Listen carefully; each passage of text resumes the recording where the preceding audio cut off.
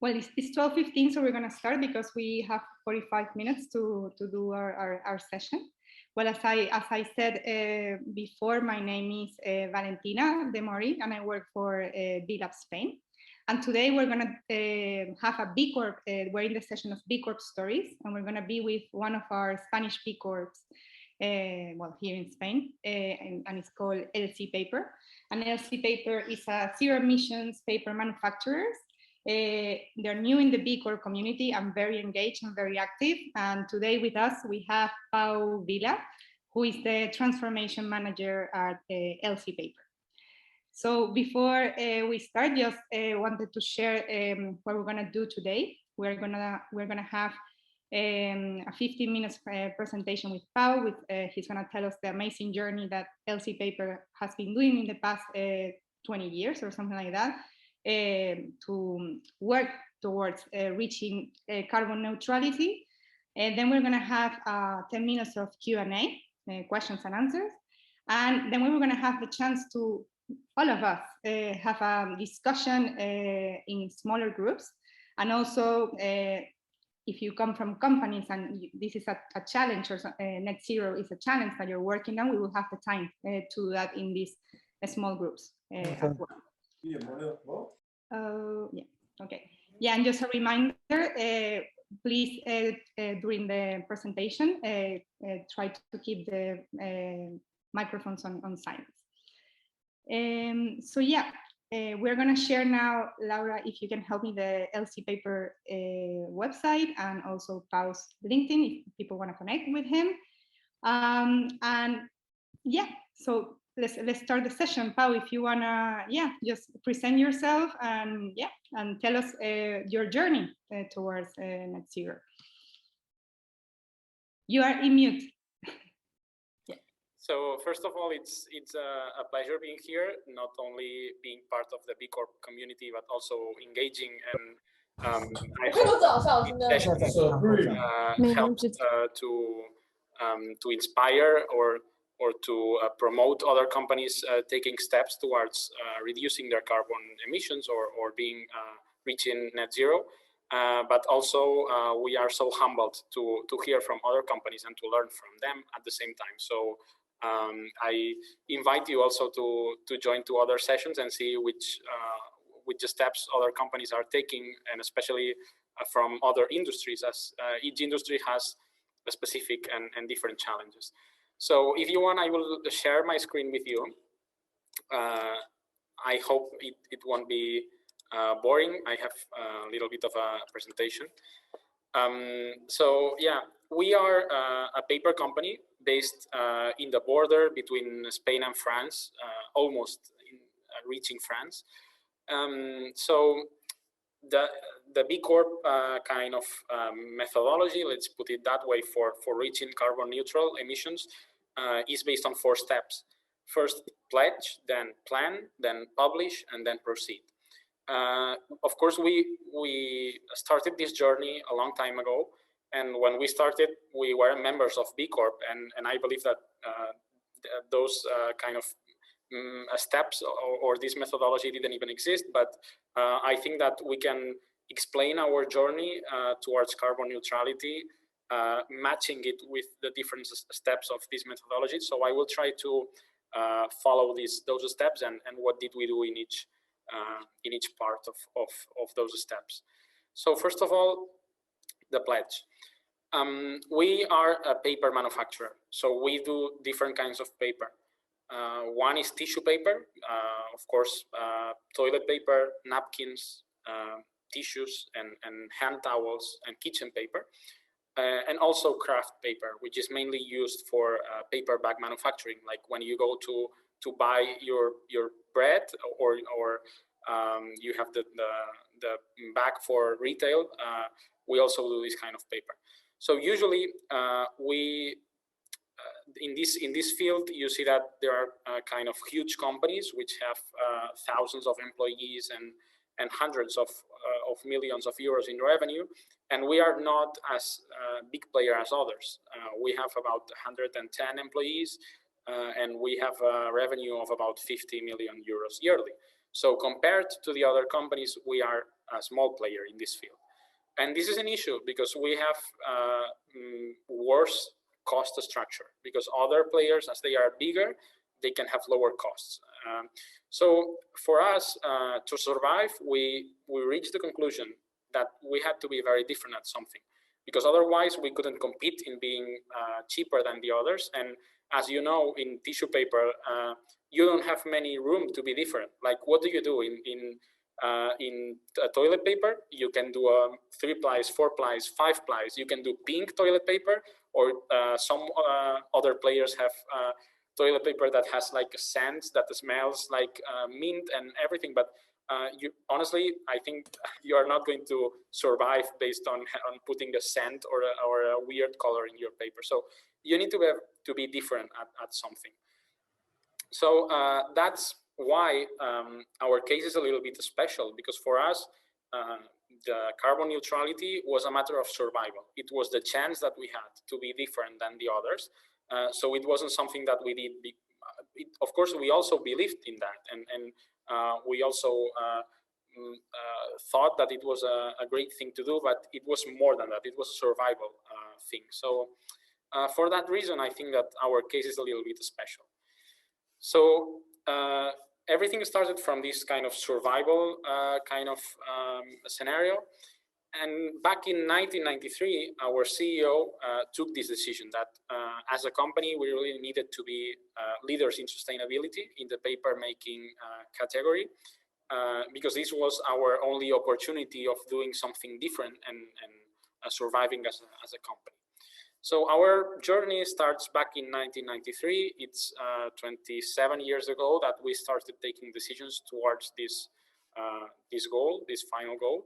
And after that, after setting this kind of clear vision for the company, we started planning it.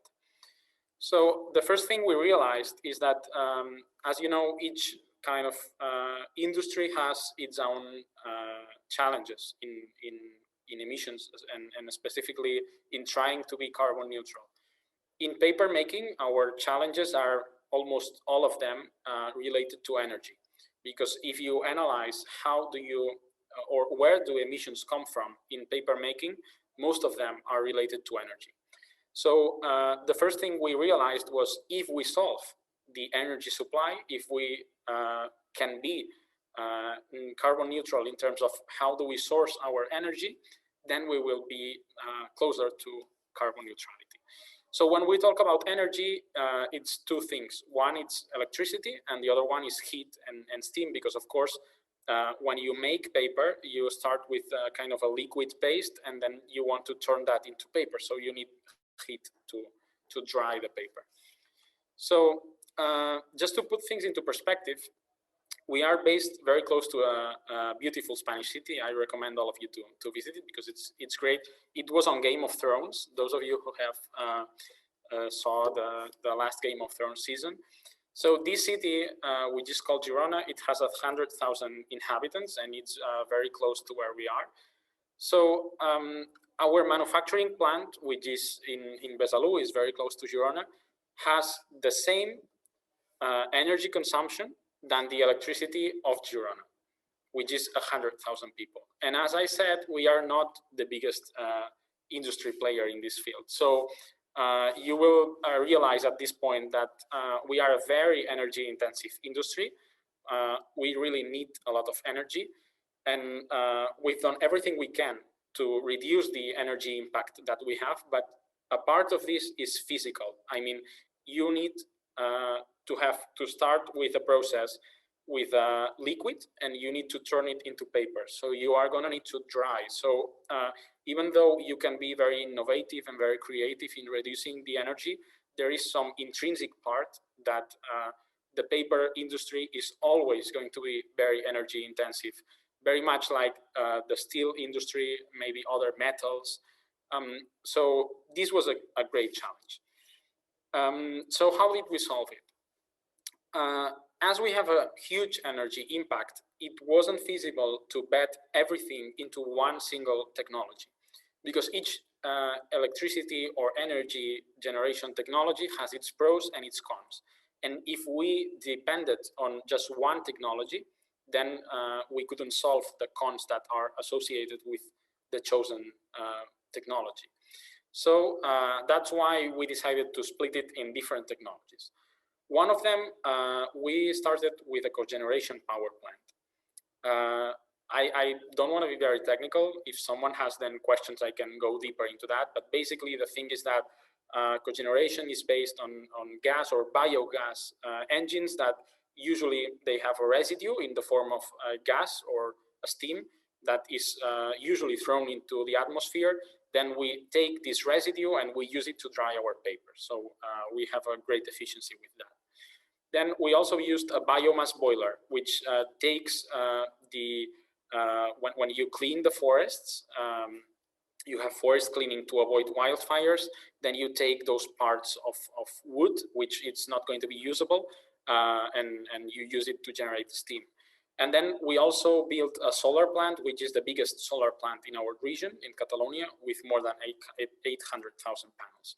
So with all those technologies, we were able to grow as a company and reach new markets and new products, and have while we were growing and we were having new energy needs, we kept expanding also our energy sourcing, and especially our carbon neutral energy sourcing. So this was a road that it was an immediate. I mentioned that we started in 1993 with the cogeneration plant. The solar plant, which has 8,000 solar panels, started being built last year and is still growing into the construction. So it's a path that has taken actually more than 20 years to execute. So yeah, it has been a long journey. But since we started having the first results of that strategy, we also started publishing them. Not only because we wanted people to have the choice to choose products which have responsible energy use and responsible carbon emissions, but also because we wanted to be an example for other industries that were in similar situations.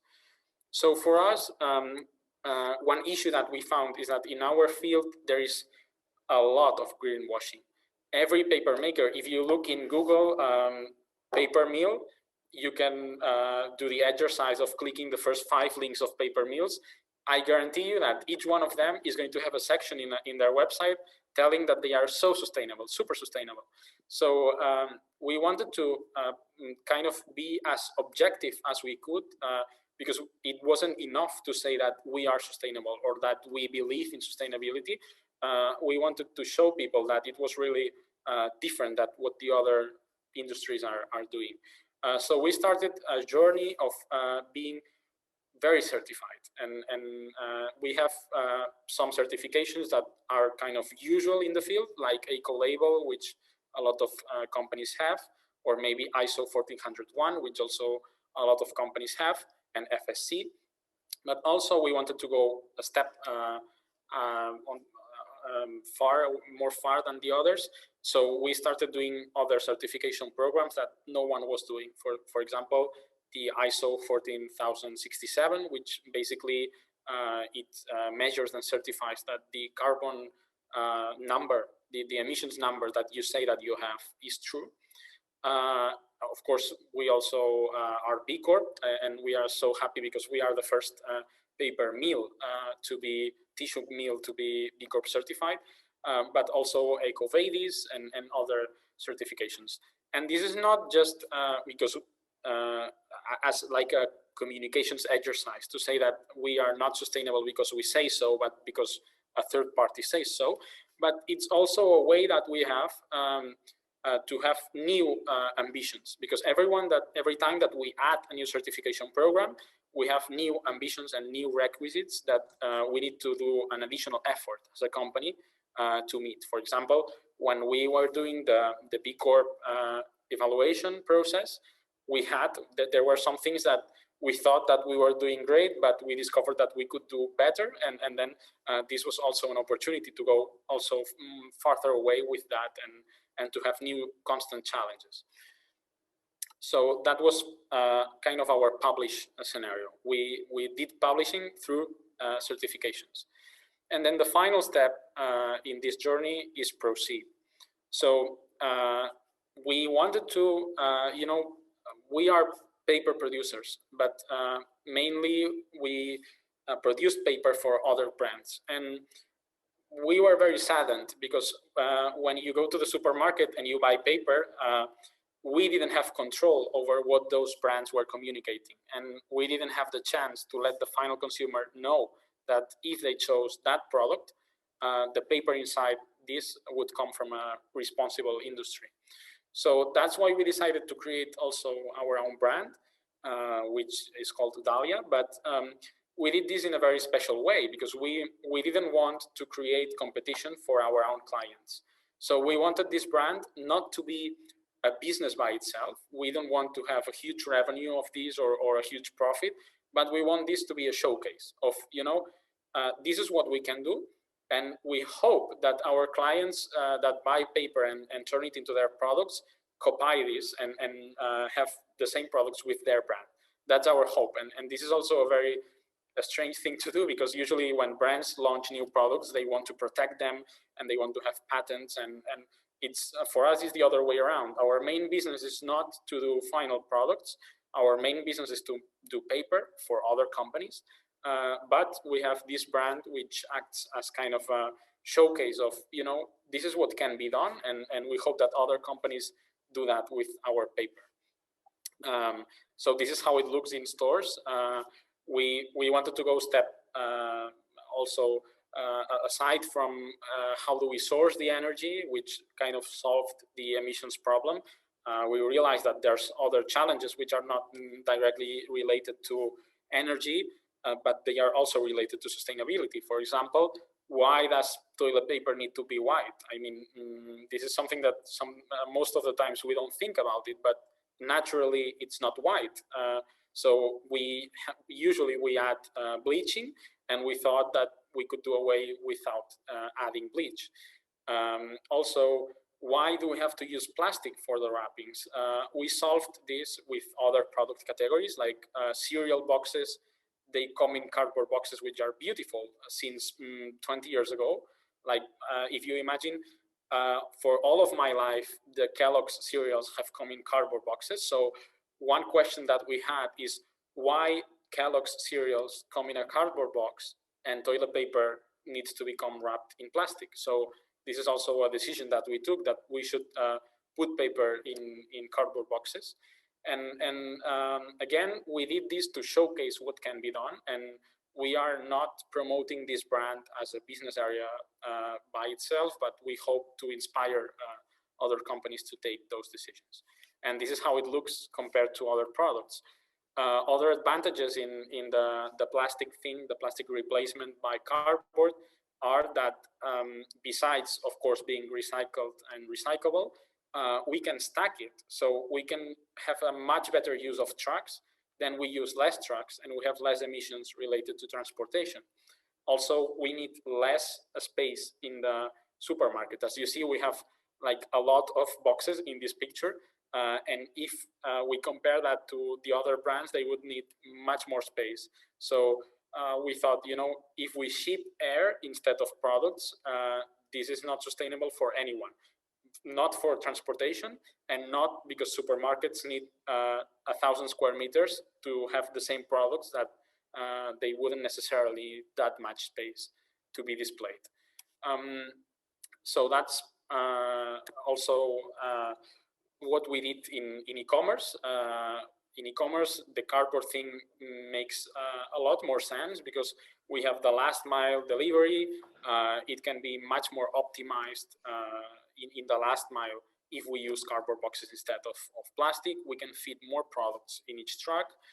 So then we have multiple areas where we save emissions. Of course, in the manufacturing process, we save emissions by using green energy from solar plants and from biomass and cogeneration. But by not using bleach, we save emissions. By not using plastic, we also save emissions. And by having a more efficient transportation and logistics, we also save emissions. So this is our journey. And if you are interested in that, our company is called LC Paper and our brand is called Dahlia. So you can find us at dahlia.eco and lcpaper.net. And I will happily answer your questions. Thank you very much, Pau. What an amazing journey you have been through throughout all these years. We do have some questions in the chat. There was one from Leo Goodson. Let me find it. Yeah, it says, how much is the annual energy consumption and what is the percentage of renewable resources? Okay. The energy consumption, I cannot tell you an exact number because it differs of how you, I mean, if you include only electricity or if you include electricity plus steam. But anyhow, our current percentage from renewable sources is 100%. Of course, we are not able to generate everything from self-consumption. So what we do is we have currently about 30% self-consumption generation, which comes from cogeneration, biomass, and solar plants. And then for the remaining part, because obviously we work 24 hours, the solar plant is not working during the night. So when we need additional electricity or additional steam that we cannot generate ourselves, we buy it 100% with the renewable batch. So we go to the market, the electricity market or the energy market, and we only choose the companies that guarantee that their energy sourcing comes from renewable energies. So then if we add up what we create in-house and what we buy in the market with certified renewable batch, then we can guarantee that 100% of the energy that we use comes from renewable sources. Great, thank you. We have another question from Ben, and he's asking, well, he's saying thanks first, and he's asking, what is the energy consumption of plastic replacement versus cardboard on the whole? I see the shape of the packaging helps shipping less air, and this is better for the e-commerce channel too. Is replacing plastic wrapping significantly better in your view? Yeah, this is also an area where, you know, we had different choices here. And when you replace, I think fortunately, and I think that's great news, a lot of manufacturers lately, like in the last year and or maybe 2 years, they are starting to ask themselves, what if, or how am I going to replace plastic? And then here we see different alternatives. So when we started this, we had to look at all those alternatives and we had to decide which one did we choose. One of the alternatives is recycled or compostable plastics. We didn't like this alternative because first, compostable plastics, they are made out of raw materials that they compete with food. I mean, they can be used as food. So then we are taking away raw materials that maybe could help or could help having accessible food for some regions. So we didn't want that. And also because it's fragile and it didn't allow us to stack as much height in the palletization for the trucks. Another option that we had was paper wrapping. And of course that would have been great for us because we could have made ourselves our own paper for wrapping the toilet rolls because we also produce craft paper. But we decided that this was not a good idea, again, because it didn't help palletizing at a higher level. So we still had the problem that the industry has had for the last 30 years, which is that we ship, that this industry usually ships containers half empty because they can be, they cannot be palletized with the full truck height. So that's why we chose cardboard. Again, we don't produce the cardboard ourselves. What we do is when we go to the market and we have to choose a supplier of who is going to produce us our cardboard that we are going to use, we can try to have as much criteria as we can to choose the cardboard supplier that can guarantee us that also they use renewable energy for producing that cardboard, but we cannot have access to the number of the specific number of energy that is being used for that cardboard, but you can have 100% certainty that is lower than the plastic production. Perfect. Thank you. We have a couple of questions before we move to the breakout rooms. And there is one from Luca, and he's asking, what about the energy consumption related to final product distribution? Do LC Paper manage transport too, or any third party involved in the transportation? Yeah, that's a great question, because we a lot of times we see that we are now in a moment where a lot of industries are taking steps towards carbon neutrality, and sometimes we are mixing what is the process and what's the full life cycle, and there's some confusion over that. We have carbon neutral manufacturing process, but unfortunately, as of today, we don't have carbon neutral life cycle. As we are ISO 14067 certified, through this ISO program, we have calculated which are the emissions both from the raw material that we buy and from the transportation and the usage that our clients do with our products. So we know the number of how many emissions are in the parts of the life cycle that we don't control. One project that we have is that we want to compensate those emissions, as of course we don't have the access or the capacity to condition what our clients do with their products, but if we know the emissions that they are creating, we can compensate them through carbon compensation programs. So at this moment we have this number, but we are not full life cycle carbon neutral, but we are closer to being, because the first step is having the number, and then we can go and compensate those emissions, and this is a project that we have for the next years. Perfect. Thank you, Paul. And Paul, and we have a last question before we move to the breakout rooms. This is from Joan, and he's asking, do you have studies, insights regarding regarding what is the consciousness of society in paper rolls packaging? Is the public moving towards paper packaging instead of plastic, or is it very hard to raise awareness in that very specific field? That is a great question, because what we are seeing, unfortunately, is that every time that we have market studies or focus groups or this kind of insight, the final consumers, they are so aligned with what we are saying, and a lot of them, a significant percentage of them, and specifically under 30 years old, would choose those products, even though they might be expensive, not necessarily, but it might be. They are open to paying more for a product that doesn't use plastic and this kind of stuff.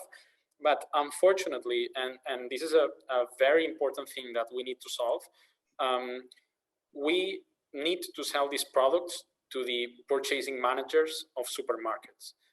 Even though our final customers can be so happy with our product, we cannot directly sell those products to the customers, because they go to the supermarket and they buy it from there. So the issue that we have now is that those products and formats that we have, we are having a very tough time selling that to purchasing managers of supermarkets. And that's because when you are in a purchasing position in a supermarket, they come from a background where they are used to a level like a certain management scenario where they negotiate prices and they negotiate volumes, but they are not used to evaluating different products that might be disruptive and might be very different to what they currently have in the shelves. So one challenge that we need to solve is that we need the supermarket chains to kind of resolve the purchasing managers not being a wall between sustainable suppliers and customers who want access to those products. And this is an issue that really concerns us, because we have the feeling that we could have a much greater impact if we didn't have this wall of the purchasing managers who are saying, you know, your product is really different than what we are used to, so we are not sure. And this is the issue that we have now. Well, thank you. Thank you very much, Paul. I'm going to put us all in gallery view. So perfect. So we're going to move now we will have the chance to talk about, well, for you to meet and also talk about your journey in net zero. And also Paul and myself will be going around the groups. But before we start, I want to share with you what we will do. I'm going to Do you see my screen? Yes, right? Perfect. So this is, we're gonna share right now this mirror board on the, oh, is there a microphone open? Oh no, oh yeah. Mute. Laura, can you help me mute, please? Yeah, perfect. So we're gonna share you this mirror board, and what it does is that you will have, if you haven't used this before, it's really easy. Like if you wanna zoom in, you just need to open your arms, your fingers, sorry, in the path, and you will see two questions, and you will see the number of your group as well. You will see your Zoom room number and this number, room 1. And you will have the chance to discuss these questions in your groups, and also decide, same as Pau did with LC paper, like where are you gonna pledge, where are you gonna plan, where are you gonna publish, and where are you gonna proceed. Or if you already started this journey, you can talk about where are you in this journey. To add post-its, if you run out of post-its here, you just go here on the left, click, select your post-it, and start writing. Hello, am I right? Perfect. So now I'm gonna stop sharing my screen, and we're gonna share this mirror board on, yeah, there you go. Laura just share it. We're gonna go on breakout rooms now. How many are we? 17. So if we go, okay. So we're gonna go in groups of 3 and 4, perfect. So you're gonna get a pop-up sign saying to join your group, and just make sure you open the mirror board to discuss and and learn from each other. Pamela, do you have any questions for Pau? Actually, I do. I was thinking, I was listening to your challenge about the purchasing managers, and it's something that I've definitely heard before from other people. And I was wondering to what extent you use design thinking and innovation techniques. Yeah, thank you for your question, Pamela. And you know, the issue that we have with this is that we have like an additional challenge related to that, and that's that you know, if a huge brand like Unilever, PepsiCo, Procter and Gamble, if they come up with a green product, let's put it that way, or a greener product, they already get at least to present or to introduce this product to their usual contacts inside the distribution networks. We have a double challenge related to that. On one side, we have a different product that it has a format that people are not necessarily used to, and this kind of has a it needs an icebreaker, because you know, the first time you see the product, it's like, oh, this is very different than what I'm used to. And the second challenge is that a second icebreaker would be needed due to the fact that they don't know ourselves as a supplier. So I think that the good news is that I believe that probably it would be easier if the same product had the Procter and Gamble badge, maybe. I hope so. But yeah, but we have those two problems, which together, the fact that we are not a well-known supplier, as we are not used to selling our own brand, and usually we go through other brands who have their own distribution networks, and coupled with the fact that it's a very different format, we don't have as much capacity to access those purchasing managers. Of course, you can always send samples of the product and pricing and etc. We know that we don't have a pricing problem because we are competing with brands which are more expensive. But yeah, it's a matter of purchasing managers not willing maybe to take risks when they have to decide to go with a new supplier and a different product, and you know, it's a lot of risk for them. One issue that, or one interesting point that we've also known related to that is that most of the times, if we go above purchasing managers, because sometimes we've had access to like CEOs or general purchasing directors or VPs of distribution networks, they would say, we love this product, please forward this to that person who is the category purchasing manager, and then it gets blocked on that category. And one thing we've learned is that inside all of the categories, also, we are unfortunate that we are part of the non-food category, where you will find home cleaning products, paper products, and also mainly cleaning products. And this is an area that, compared to other areas of supermarkets, it has been much more conservative. Like home cleaning products, they have been unchanged for the last 35 years. So the category managers of this category are less willing to take risks than maybe if we were in a food category, like maybe in frozen food or in other areas where they are more used to or more accustomed to having new suppliers and new products and new formats. So I think that this is kind of where we are. So I hope that those sessions and each opportunity that we have to kind of explain our journey help not only us, but all of those suppliers that they have a great idea of a greener product, and unfortunately they are facing this wall of not being able to access the customers. Oh, and I also have a question.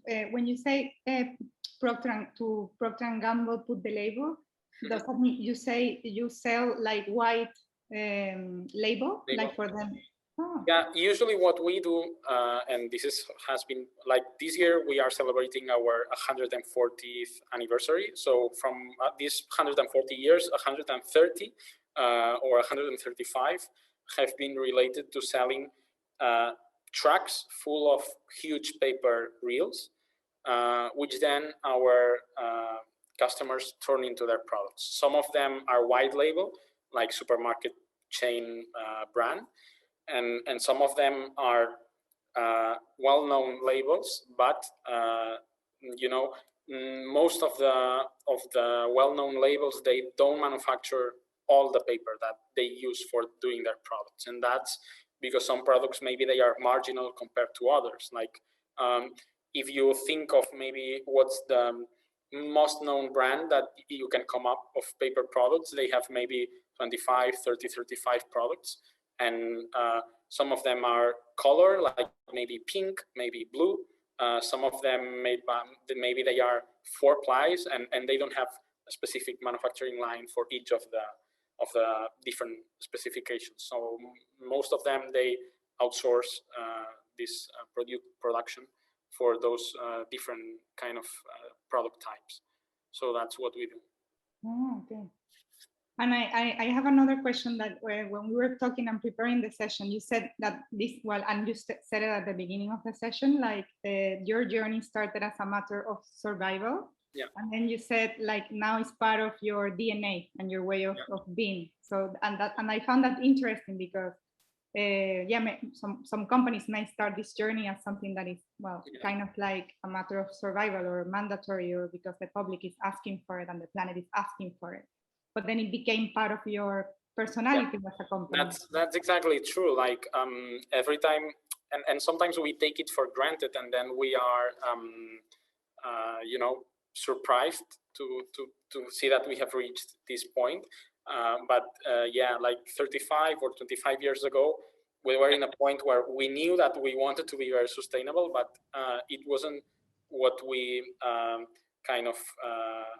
what we were. Like if we had to define ourselves with 2 words, we wouldn't have said we are the most sustainable producer in the category, but this is now who we are, and it has kind of gone further from a goal or from a commitment or from a pledge, and it's already who we are. And we are very happy that we might be more or less or a little bit successful in having profits or in selling our products or in being in more supermarkets or in less, but one thing that we think that we have already reached is that in the industry, if you go to industry experts and you ask who is the sustainable producer, they will immediately come up with our name, and that's something that really makes us proud, because it means that at least people know that we are in this point, and now it's only a matter of trying to make this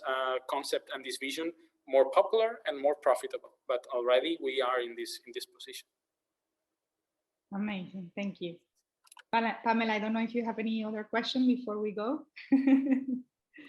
No, I'm okay. Thank you, Pau, for sharing your story, and thank you, Valentina, for checking.